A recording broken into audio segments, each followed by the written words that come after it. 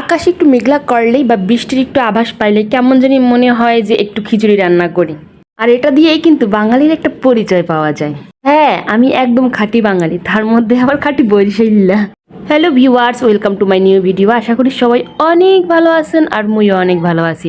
আজকে রান্না করব পুরো বাটা মশলা দিয়ে একদম ঝাল ঝাল একটা মাংস। পাটা পুতায় মশলা বাইটে রান্না করার যে একটা স্বাদ ভাই, এটা কিন্তু আমরা না জানলেও আমাদের আগের দুই জেনারেশন খুব ভালো মতো জানে। এখন জীবনটাকে এতই আধুনিকতার ছোঁয়া দিয়েছি যে সুপার শপগুলোতে গেলে পেঁয়াজ রসুন আদার গুঁড়া পর্যন্ত আমরা কিনে আনি ব্যবহার করি। যাই হোক, আজকে আমি বাটা মশলা দিয়ে আমি কিভাবে মাংস রান্না করি সেটাই আজকে আপনাদের সাথে শেয়ার করব। প্রথমে একটা প্যান বসিয়ে সাদা তেল গরম করে এর মধ্যে দিয়ে দিলাম পেঁয়াজ রসুন এবং আদা বাটা। এর মধ্যে দিয়ে দিলাম তেজপাতা, দারচিনি এবং এলাচ। এটাকে সুন্দর মতো কষিয়ে একদম ভাজা ভাজা করে এরকম কালারটা ব্রাউন কালার যখন চলে আসবে তখন দিয়ে দেবো এর মধ্যে টমেটো। তারপরে আমি একটা মশলা তৈরি করে নিচ্ছি। এখানে আমি প্রথমে মাংসের পরিমাণ বুঝে নিয়ে নেব হলুদের গুঁড়া, তারপর এর মধ্যে দিয়ে দেবো মরিচের গুঁড়া এবং দিয়ে দেবো ধনিয়ার গুঁড়া।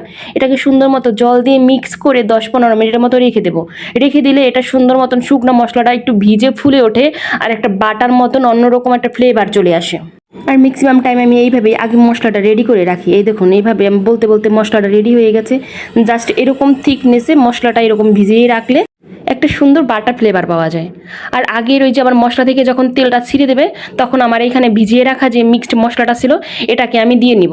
তারপর একটু নাড়া দিয়ে তারপর এটাকে আবার ঢেকে দেবো। যখন এরকমভাবে তেল ছেড়ে দেবে, বাটা শুকনো মরিচ এবং কাঁচা জিরা সাথে পরিমাণ মতন লবণ দিয়ে সুন্দর মতন এটাকে কষিয়ে নেব। একদম কষানোর পরে যখন এটা থেকে তেল ছেড়ে দেবে তখন এর মধ্যে দিয়ে দেবো আমার আগে থেকে কেটে ধুয়ে পরিষ্কার করে রাখা মুরগির মাংসটা। তারপরে মুরগির মাংসটাকে সুন্দর মতো মশলার সাথে নাড়িয়ে চাড়িয়ে মিশিয়ে সুন্দর মতো কষিয়ে নেব একদম। যখন এটা কষাতে কষাতে একদম মুরগির মাংস থেকে তেল ছেড়ে দেবে, মশলা থেকে পুরো তেলটা ছেড়ে দেবে, তখন এর মধ্যে দিয়ে দেব আমি আগে থেকে তেলে ভেজে রেখেছিলাম আলু। সেই আলুগুলোকে এটার সাথে আমি দিয়ে দেব। মাংসের মধ্যে আলুটা কেন আমার এত ভালো লাগে আমি নিজেই জানি না। মাংস রান্না করলে এর মধ্যে আমার আলু দিতেই হয়। কার কার মাংসের আলু পছন্দ অবশ্যই জানাবেন।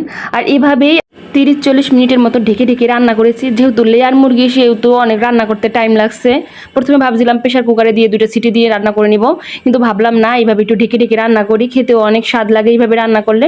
আর এই যে আমার লাস্ট ফিনিশিং শেষে একটু গরম মশলা দিয়ে আমার পুরো রান্নাটা কমপ্লিট করে ফেললাম। দেখুন রান্নার কালারটা কি সুন্দর আসছে আর খেতে সেই অনেক মজা হয়েছে। নিজেই রান্না করি তো তাই নিজে আর শেষে ধৈর্য ধরতে পারি না, তাই রান্না করার শেষেই একদম খেতে বসে যাই। এই যে আমার মাংসের ফাইনাল লুক, জাস্ট অনেক ভালো হয়েছে। আর গরম গরম ধোয়া ওরা খিচুড়ির সাথে মাংস, সেই মজা সেই স্বাদ। সবাইকে ধন্যবাদ সম্পূর্ণ ভিডিওটা দেখার জন্য। টাটা।